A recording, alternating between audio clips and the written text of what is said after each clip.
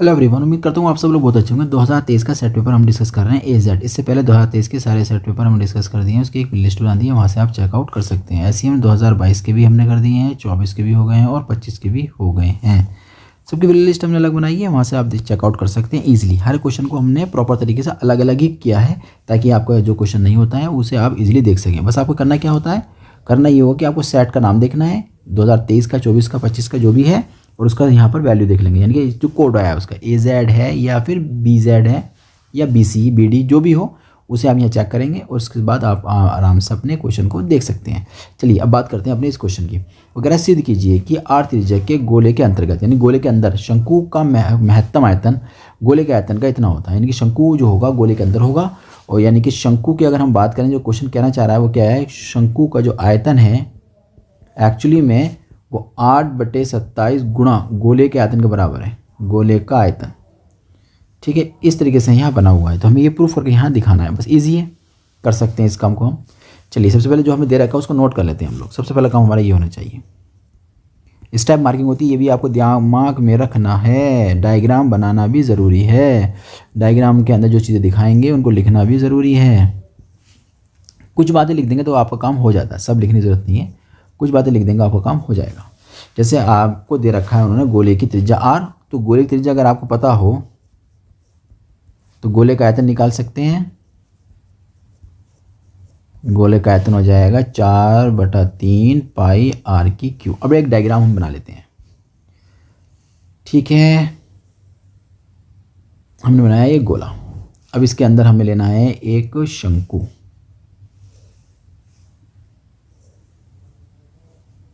देखिए हमने इसके अंदर एक शंकु ले लिया। ठीक है, कोई दिक्कत यहाँ तक? कोई दिक्कत नहीं है। ओके, कहीं ना कहीं ये पॉइंट हमारा सेंटर इस पे आ जाएगा। इतना हो चुका, तो ऐसे करते हैं, हमने शंकु का तो त्रिज्या ऊंचाई लेनी पड़ेगी, ले लेते हैं R, और यहाँ से तक की हाइट ले लेते हैं हम लोग H। तो ये बात हमें लिखनी है, माना शंकु की त्रिज्या बराबर R और जो ऊंचाई है वो हमारी है H। यहाँ तक कोई दिक्कत नहीं है।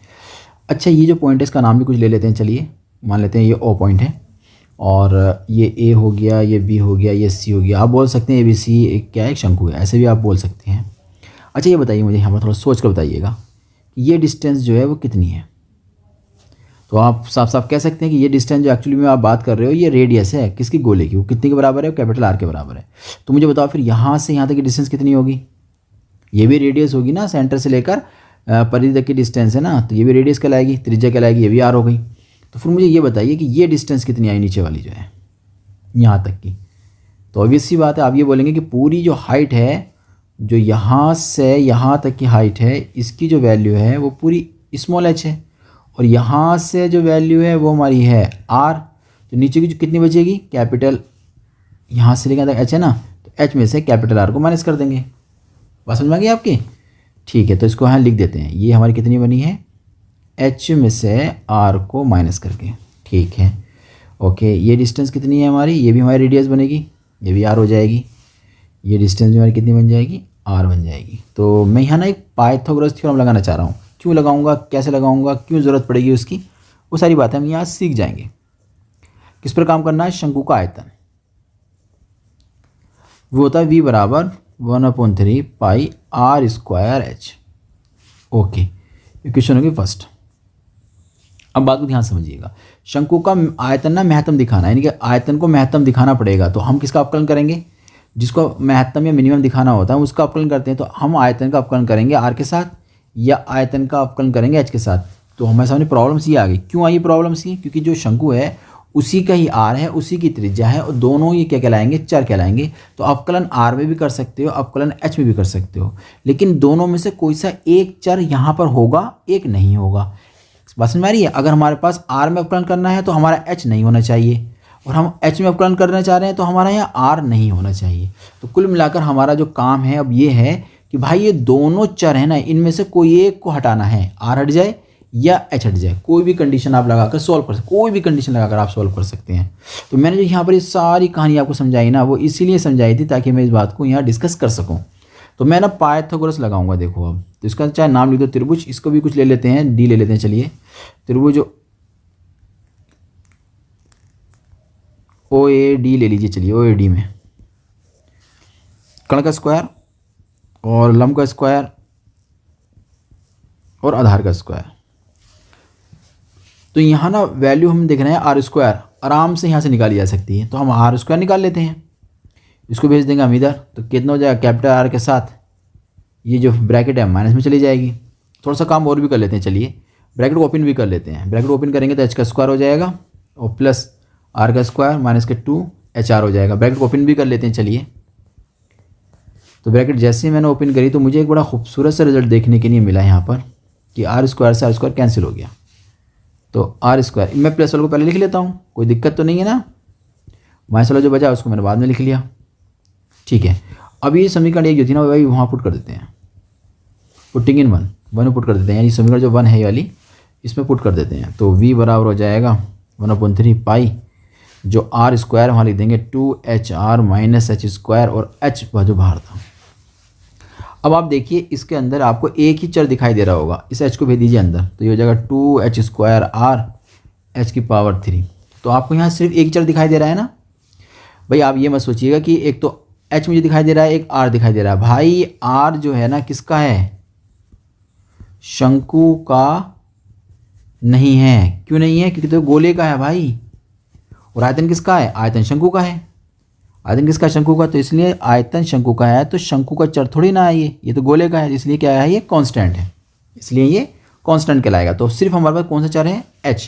तो हम अवकलन किसके साथ करेंगे, अवकलन करेंगे हम लोग h के साथ। तो differential with respect to h। ठीक है, 1/3 अवकलन करेंगे इसका। तो h का कितना हो जाएगा, ये स्क्वायर दिखाई दे रहा है तो 4HR हो जाएगा। यहाँ हो जाएगा कितना बताओ, 3h स्क्वायर नहीं बन जाएगा, इतना क्यों सोचते हो। आगे बढ़ें, एक बार और करना पड़ेगा पुनः अवकलन करने पर। लिख दो या फिर लिख दो अगेन डिफरेंशियल। तो सेकंड डेरिवेटिव बन जाएगा 1/3 पाई, यहाँ करेंगे h के साथ तो h का बन जाएगा 1, बचेगा कौन 4r माइनस यहाँ हो जाएगा तुम्हारा कितना 6h। ठीक है, अब क्या करना होता है, अब महत्तम आयतन की बात चल रही है ना। तो महत्तम आयतन के लिए अगर आप महत्तम आयतन ज्ञात करना चाहते हो तो क्या करना पड़ता है भाई, उसके लिए हमें पहले वाले अवकल गुणांक को 0 के बराबर, प्रथम अवकल गुणांक 0 के बराबर, यानी कि जो ये रिजल्ट हमने निकाला है ये रिजल्ट हमें रखना पड़ेगा 0 के बराबर। तो इसको 0 के बराबर रख देंगे। कितना है 1/3 है, 1/3 है, ब्रैकेट है, फिर था 4RH माइनस 3R स्क्वायर बराबर 0। ये इतना बन जाएगा हमारा। ठीक है, तो इधर 0 में चला जाएगा, बचा कितना 4RH, इसको माइनस को वाले उधर भेज देता हूँ मैं 3H स्क्वायर, इस h से h कैंसिल हो जाएगा 4 कैपिटल R माइनस 3H। यहाँ से h का मान निकाल लेते हैं हम लोग। तो h का मान कितना निकल कर आएगा, ये भेज देंगे इसके अपोन में। तो बन जाएगा 4R/3 बराबर h। h का मान जो निकाला है ना पुटिंग कर देंगे, क्योंकि हमें चेक करना है ना मैक्सिमम मिनिमम। पुटिंग इन 2 को मैं पुट करना, 2 कहाँ है हमारी, ये वाली जो हमारी 2 कहलाएगी, क्योंकि इसमें हम पुट करना है और चेक करना है कि हाँ ये हमारा मैक्सिमा बना है या मिनिमा बना। सेकंड डेरिवेटिव आता है ना चेक करना आप लोगों से कि वैल्यू पुट कर देंगे हम लोग, किसका मान निकाला है आपने। या एक काम करो, दिमाग तो मत दौड़ाओ, मैं बताऊँ आपको तरीका। 4R दिखाई दे रहा है ना, 4R की जगह ये वाला मान डाल दो 3H माइनस 6H। तो बचे कितना आंसर। हमें सिर्फ ये देखना होता है कि आंसर प्लस का आया या माइनस का आया, कितना आया ये चेक करना नहीं होता है। हमें ये देखना होता है कि प्लस का आया है या माइनस का आया। कुल मिला कितना आंसर बन गया, माइनस का पाई h बना, यानी कि निगेटिव आंसर आ गया। क्या बना इससे ये पता चला कि जो हमारा सेकंड डेरिवेटिव था वो निगेटिव हो गया है फॉर ऑल h। तो आप क्या बोलेंगे इसमें अब, इसलिए शंकु का आयतन महत्तम होगा। आयतन तो महत्तम कर दिया आपने, लेकिन प्रूफ करना क्या है, देखो आयतन तो महत्तम कर दिया, प्रूफ करना क्या है, प्रूफ करना था शंकु का जो महत्तम आयतन हम निकालेंगे वो एक्चुअली गोले के आयतन का 8/27 हो जाएगा। चलो अब शंकु का हमें निकालना है आयतन, कौन सा वाला आयतन, महत्तम आयतन। आओ शंकु का महत्तम आयतन बराबर 1/3, यहाँ था ना कि देखो ये निकाला आयतन कहाँ गया, यहाँ जो h का मान है वो यहाँ पुट करना है तुमको, h का मान क्या करना है, यहाँ पुट करना है। 1/3 पाई बाहर है, 2 आएगा, h स्क्वायर करना पड़ेगा। 1/3 पाई बाहर है, h का स्क्वायर करना पड़ेगा, तो h तो हमारे पास ये रहा, 4 चौक 16/3 हो जाएगा ना, 16/3 9, 16/9 h स्क्वायर हो जाएगा। और डॉट, अब देखना क्या लिखा हुआ था आयतन में, अच्छा 2 भी था गुणा में, 2 गुणा में भी आएगा और r भी आएगा, चलो ठीक है 2 भी गुणा में आएगा और r भी आएगा, 2 गुणा में था और सॉरी यहाँ आएगा r स्क्वायर और यहाँ भी r आ जाएगा माइनस। अब देखते हैं क्या है, अब यहाँ है 3h स्क्वायर, तो h स्क्वायर 3h स्क्वायर, तो 4 चौक 16/9 हो जाएगा, 16/9,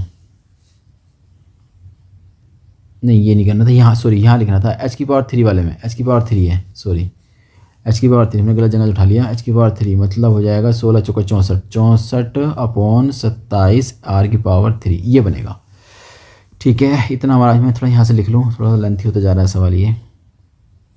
पाई हो गया, ये हो जाएगा 32/9 r⁻3, ये हो जाएगा 64/27 r⁻3। तो एक काम करते हैं, r⁻3 तो कॉमन ले लेते हैं हम लोग और कुछ और भी कॉमन लेंगे। देखो 32/9 भी मैंने कॉमन ले लिया है, r⁻3 मैंने यहाँ कॉमन ले लिया है, तो यहाँ बचेगा 1, यहाँ बचेगा 32 दूनी 64 बटे में बचेगा 3, तो ठीक है कितना आ चुका 1/3 पाई 32/9, ये बन जाएगा 3 - 2/3 और r⁻3। अब थोड़ा सा फॉर्म लेकर आते हैं आंसर्स की। आंसर की फॉर्म में क्या था कि 8/27 वो कह रहा था, है ना, क्या कह रहा था 8/27 कह रहा है ना, तो 8/27 कैसे बनेगा, तो हम 8/27 को पहले लिख लेते हैं, 8/27 ये तो हो गया एक तरफ, और बचा कौन कौन, देखो बचा 1/3 पाई, देखो 1/3 पाई, ये दोनों मल्टीप्लाई के 27 बनाया ना, तो ये 3 तो यहाँ खत्म ही हो जाएगा, या फिर ये सोच लो आपकी ये वाला 3 जो है इसके साथ मल्टीप्लाई करने के बाद 27 बना रहा है ना, तो ये एक 3 तो हमारे पास बच ही जाएगा। ओके, अच्छा यहाँ कितना बचेगा, 8 कॉमन ले लिया तो बचेगा कितना, 4 बचेगा, वो ये लिख दिया 8 चौक 32 होंगे ना, डॉट ब्रैकेट में कितना बचेगा, ओनली 1 बचेगा, 3 तो हमने इसमें लिख दिया ना, 3 जो है इसमें मल्टीप्लाई करी 27 बन गया, वो हमने आगे लिख दिया है। तो अब आपके पास बचा सिर्फ ओनली r⁻3, तो r⁻3 बचा आपके पास ओनली। तो फाइनली आपने लिखा 8/27 4π/3 r⁻3, और यही क्या होता है, गोले का आयतन है, तो 8/27 गुणा गोले का आयतन। तो उम्मीद करता हूँ ये क्वेश्चन आपकी समझ में आ गया होगा। हम लोग मिलते हैं कि नए क्वेश्चन के साथ।